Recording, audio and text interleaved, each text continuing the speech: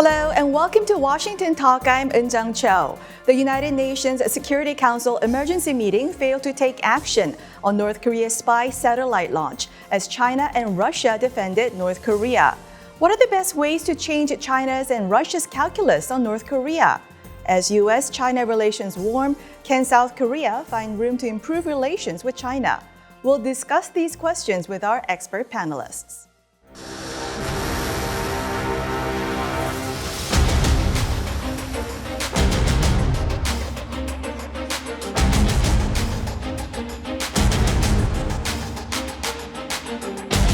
The DPRK has flatly ignored these calls and indeed brazenly violated multiple Security Council resolutions. "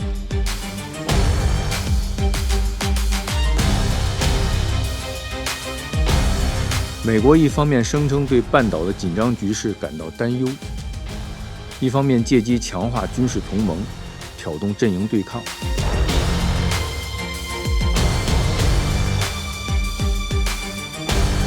以邻为伴的方针，同韩方和日方共同努力，推动三国合作重回正轨。"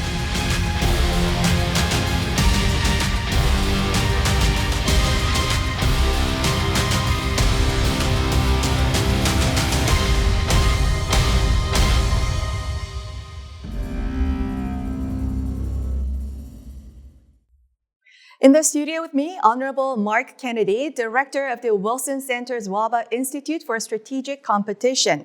He's an appointed civic leader supporting the Secretary of the Air Force and President Emeritus of the University of Colorado. He was a Republican member of the United States House of Representatives from Minnesota. Congressman Kennedy also served as President of the University of Colorado and President of the University of North Dakota. Also joining us, Mr. Elbridge Colby, co-founder and principal of the Marathon Initiative, a Washington-based policy initiative. Mr. Colby served as the Deputy Assistant Secretary of Defense for Strategy and Force Development from 2017 to 2018. He is the author of The Strategy of Denial, which was also recently released in Korean. Welcome to the program. Thanks, Roger. Good to be with you. Now, Congressman Kennedy, during the UN Security Council meeting, which was convened because of North Korea's spy satellite launch, China and Russia said that North Korea's actions was a result of military activities by US and its allies. Previously, China and Russia perceived North Korea's missile and nuclear activities as a threat to international security and global non-proliferation regime. How has North Korea's strategic value increased for China? Well, I think it escalates as the friction between the West and China has grown. And when you think about what they get as a benefit, what China gets as a benefit by allowing a freer hand for North Korea. Number one, they want the West, US, Japan, South Korea, others, to be less focused, not completely focused on Taiwan, but across the region. Number two, they'd probably prefer to have South Korea focus on North Korea alone without looking to be more helpful throughout the region. And I think those are things that benefit them. They also want South Korea to think they need China. They need China to corral North Korea. And if they were just a bit nicer to China, they would be perhaps more willing to do that. All those are reasons why North Korea's freer hand, doing more friction, is helping China. Mr. Colby, Ambassador Linda Thomas-Greenfield said that what will it take for Russia and China to condemn Pyongyang's unlawful WMD and ballistic missile programs? What will it take? If South Korea builds up militarily, will that change China's calculus on North Korea? I don't think so. I mean, I think this is a product, as Congressman Kennedy was indicating, this is a product of much deeper structural issues, which is an alignment between China and Russia against the United States and its sort of alliance system, if you will. And North Korea is a very effective tool. Of course, North Korea is helping Russia greatly in the context of the Ukraine war, and Russia's also apparently helped them, who knows, possibly in the context of the recent satellite launch. And one thing I would quibble with, and I think in your introduction, is there is no real warming between the United States and China. There's a sort of a tactical maneuvering and a kind of an optical picture of bonhomie, but really nothing fundamentally has changed. I mean, just in the immediate aftermath of the meeting between President Biden and General Secretary Xi Jinping in Northern California, the Chinese were, conducting harassment of an Australian vessel in the South China Sea, and I believe the Filipinos as well. So nothing fundamental has changed, and the UN and North Korea are just effective tools. So statements by the U.S. UN ambassador or by the ROC UN ambassador are essentially performative and are not going to really change the fundamentals. Mm-hmm. Congressman Kennedy, North Korea and Russia are deepening their military cooperation. What will it take to change Russia's calculus? Should South Korea consider sending lethal weapons to Ukraine? Or should US, South Korea, and Japan, which will all be UNSC members next year, do skillful diplomacy on those countries? Well, I don't think we're going to really separate North Korea and Russia anytime soon, but it's the decision of South Korea as to whether they send lethal weapons. I think the United States would welcome that. We're in a period of time when there's friction multiplying around the world, and all of our industrial bases for defense are stretched. So having South Korea lean in more, particularly at a time when hopefully it's just temporary that America has to pause in terms of its support for the Ukraine, it would be a great time for South Korea to move forward. But yes, having South Korea, Japan, and U.S. all on this National Security Council is an advantage, but we ought to be viewing that as yes and yes. We ought to be doing all of the above. Now, on a look at the results of the latest summit between Presidents Biden and Xi and how that impacts South Korea.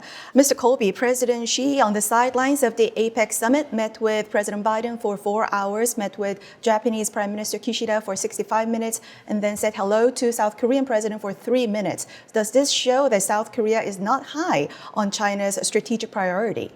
Well, I think so. I think South Korea is a strategic priority for China, but China has made very clear over many years, in fact, even going back before Xi Jinping, that it treats big countries different than smaller countries and medium-sized countries. And so it's treating, I think, China sees the United States as the prime mover, and other states that are allies of the United States in the region, not only South Korea, but the Philippines and Australia, it sees its secondary or tertiary. Even the Canadians, if you remember at the Bali summit, the way that Xi Jinping treated Prime Minister Trudeau, that's something that I think many countries are now familiar with. Congressman Kennedy, Mr. Colby said that there is no warming between China and United States at this point, even after the summit meeting between Presidents Biden and Xi. What is your take? Is there a reset in the relationship after that summit? As it relates to the Xi-Biden visit, I think there hasn't really been a fundamental change.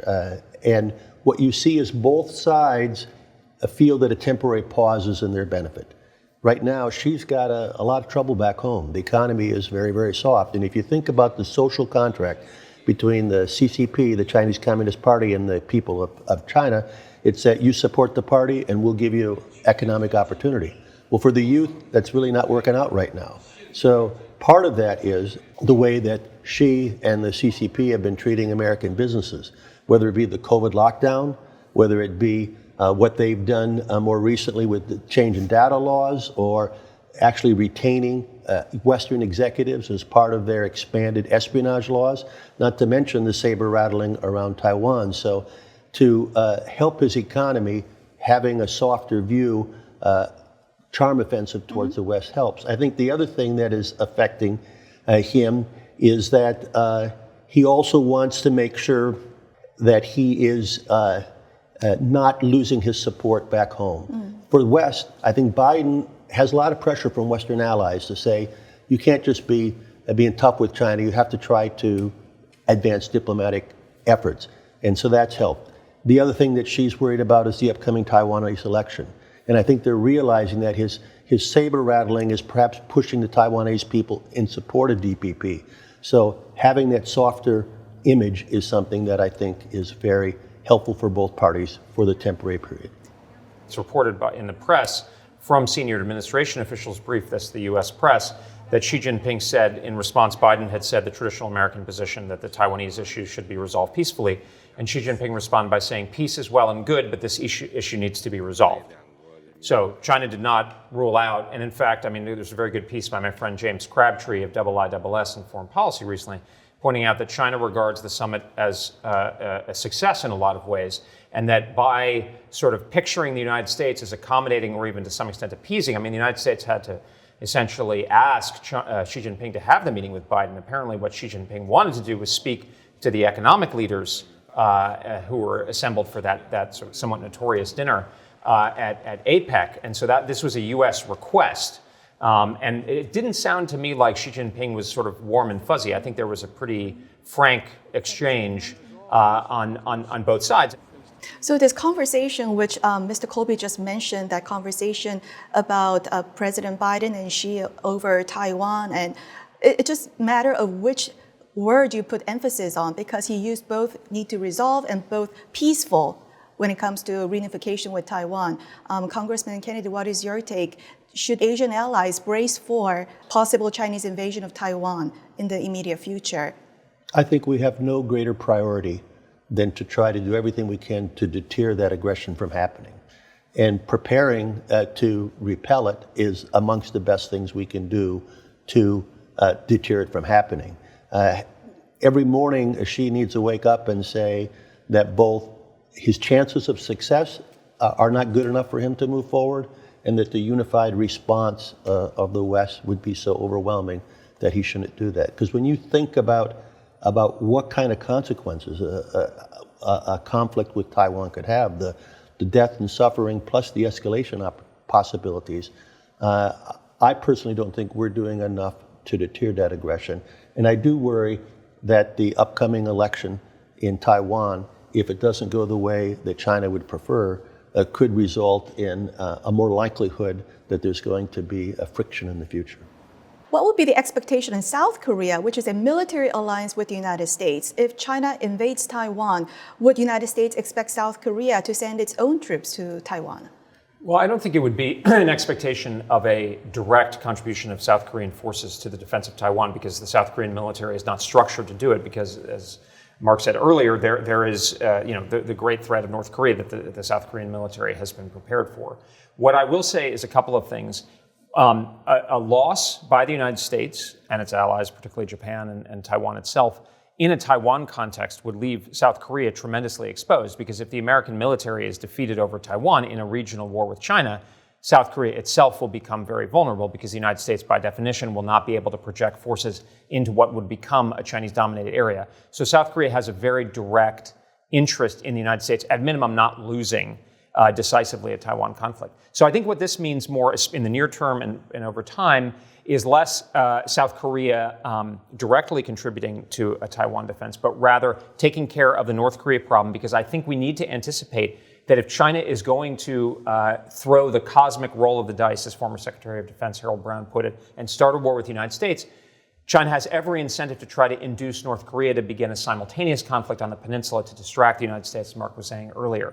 And in that context, the United States will not be able to prioritize North Korea. It needs to prioritize dealing with the Chinese. So South Korea is also going to be vulnerable. I think the key here is that South Korea needs to understand that U.S. forces on the peninsula and otherwise around or ostensibly allocated to the peninsula need to be primarily oriented towards China for the United States. They need to be flexible. That doesn't mean we use them in some random intervention in the Middle East again. It means that if the United States loses a war over Taiwan because it's kept forces in South Korea for North Korea, that's self-defeating, and also that's going to create an enormous fissure in the relationship. Obviously, American people are going to be saying, why are forces sitting on the Korean Peninsula and not being allocated to the big fight? So you're saying if there's a Taiwan contingency, U.S. forces Korea will be dispatched to Taiwan? Well, no, not necessarily, because U.S. forces on the peninsula are not really designed currently for a Taiwan contingency. They should be designed more for dealing with the Chinese.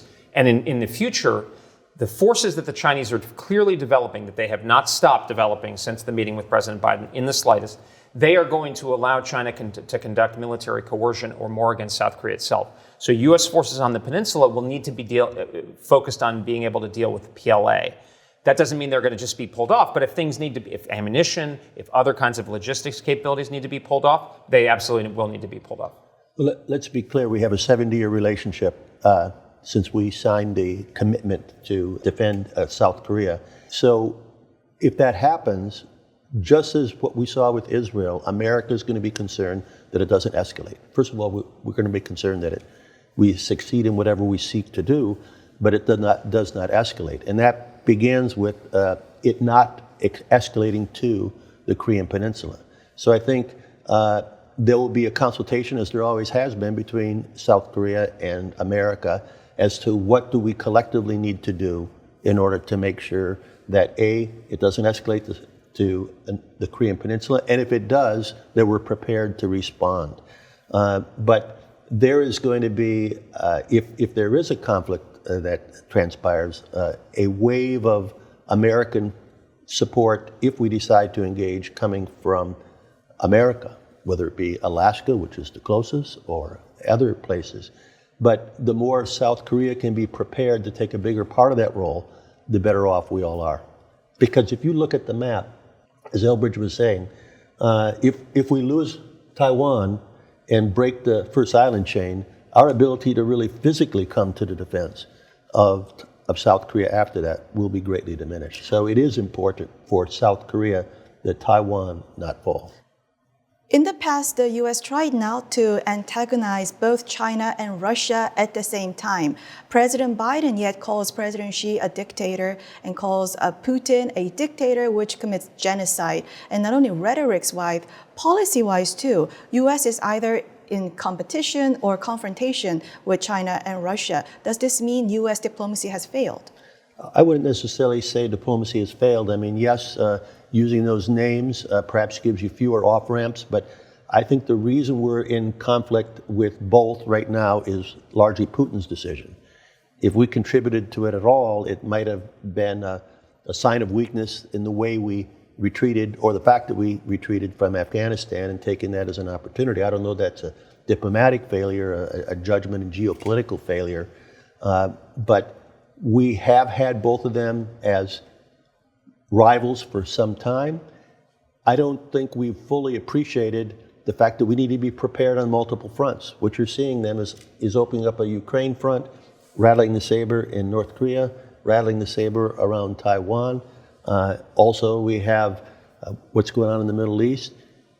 This is all to their benefit, to have multiple fronts that U.S. and its allies need to worry about. And we need to take stock and say, are we fully prepared for the multiplicity of actions that increase collaboration amongst those that don't love freedom as much as we do could do? Mm-hmm. Yeah, I think it's a real indictment of U.S. foreign policy and U.S. strategy that we've arrived at this situation where I think Mark is right, where there's a fundamental, profound mismatch between the number of adversarial relationships that we have and the potential for conflict and our preparedness and the relative preparedness of our allies. And I think it's important that our allies understand this as much as we do. I think President Biden said something recently that was really, I believe, both irresponsible and incorrect, which was, we're America, we can do this. And the reality is that the United States is now facing, for the first time in 150 years, a peer economy, China, and that economy has a larger industrial base than we do. And our defense industrial base is woefully inadequate. It's actually gotten worse, contrary to a lot of indications in the wake of the Ukraine war, because we've given the Ukrainians an enormous amount of money. South Korea has actually allocated. If I were South Korean, I would actually be pretty careful about giving stuff away at this point, because in the way that, say, the polls are, because I think the world it's quite possible that it's going to get a lot worse. And the simultaneous conflicts are popping up all over the world because our adversaries are now much more closely aligned and collaborating. I mean, you even look in the last few days, there's a potential for Venezuela to move into Guyana. I mean, things people hadn't heard of in generations, these kinds of conflicts. So the Korean Peninsula is an entirely possible one. The United States and its allies need to reckon forthrightly and in a clear-eyed way with the fact that our strategy is out of sync with our preparedness and our resources. Part of that is getting our resources right. Part of that is changing the way we approach. And I do feel sometimes that the vibes I get from South Korea are they say, well, the United States, it's still 1999. The United States can do everything if it puts its mind to it. And the reality is that that's not the case. So yeah, I really wanted to ask you this question because you endorse this idea that U.S. has limited powers and should focus on its competition with China. But when you already have these ongoing wars around the world, we just talked about multiple fronts, what should the U.S. do about it? Should U.S. not support the Israel-Hamas war, not support the Ukraine war? What should the U.S. do? What does a family do when it's too stretched? What does a company do when it's too stretched? It focuses on the priority. Am I saying abandoning these other issues? No. What I'm saying is you get the biggest thing right. Let's say you've got a broken arm, you've got a head cold, and you've got acute heart disease. Which are you going to go discuss first if you go to the emergency room, the doctor? You better take care of the heart disease because that could kill you. And that's the way we look at with China. The other thing is we have a lot of allies. South Korea is a good example of an ally that has a large economy and a large military. That's not true in a lot of places. Japan has lagged, Taiwan is lagging, Germany has lagged. They can do a lot more. The Israelis are an example of a country that's not asking us to directly intervene or even actually give them that much stuff. They're asking for the political support, similarly with India. So this is the kind of model, but we also need to calibrate our expectations. We are not going to solve all the world's problems. We need to focus. So let me suggest that we need to recognize that these are all interrelated. So I stand in opposition to those that say Ukraine doesn't have anything to do with Taiwan. It has everything to do with Taiwan.